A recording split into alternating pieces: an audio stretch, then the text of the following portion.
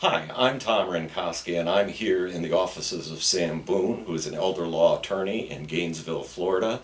And we're here to talk about Health Care Decisions Day, which isn't really a day, it's a whole week because it's a vitally important aspect of who we are and what we need to discuss.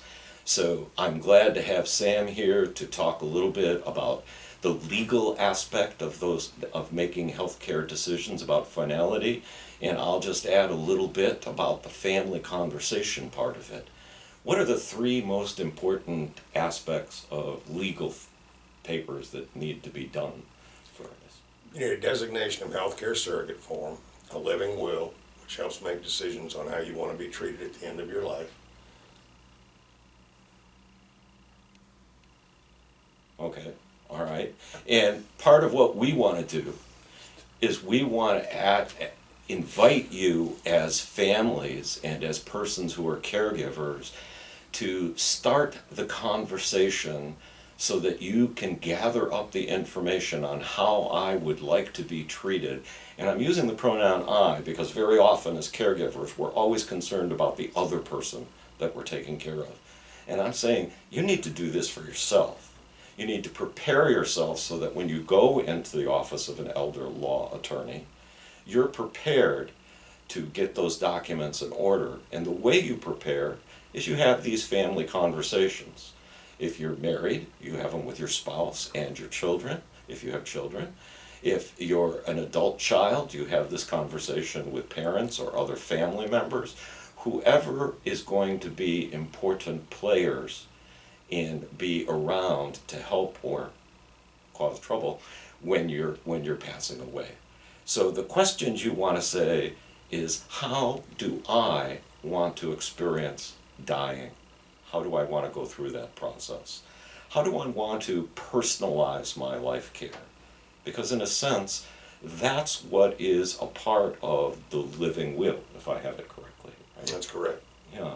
So you're making those decisions. So if you come into this office to meet with the elder law attorney and you have that stuff well thought out, it's going to be a lot easier. There are lots of resources to help you to get there. The Conversation Project, if you Google that, you can go right to the Conversation Project. It gives you lots of outlines. AARP has material. There's a game that I have been having a lot of fun called Go Wish. And it's a little game, a card game that helps you to talk about this around a family table, because it's awkward material to talk about how do I want to die. Does that cover some of the basics? It does. And one of the reasons that it's so important for you to execute these documents is that if you don't have, for instance, a living will, then someone is going to be appointed to make decisions for you, and they're not going to make the decisions necessarily that you would like to make. Lawyers call that independent judgment versus substituted judgment. If you have a healthcare surrogate designated, that individual has to make the decisions you would have made were you able to make those yourself. Very good, very good. These are all reasons why we need and why we have a thing called National Healthcare Decisions Week, for you to start the conversation and to start thinking about it. And if you haven't initiated the legal documents, meet with an elder law attorney so that you can start working on that documentation and getting beyond just the initial conversations. So on behalf of Sam Boone and on behalf of Elder Options, I invite you to begin thinking about conversation about end-of-life issues. Thank you, Tom. Thank you.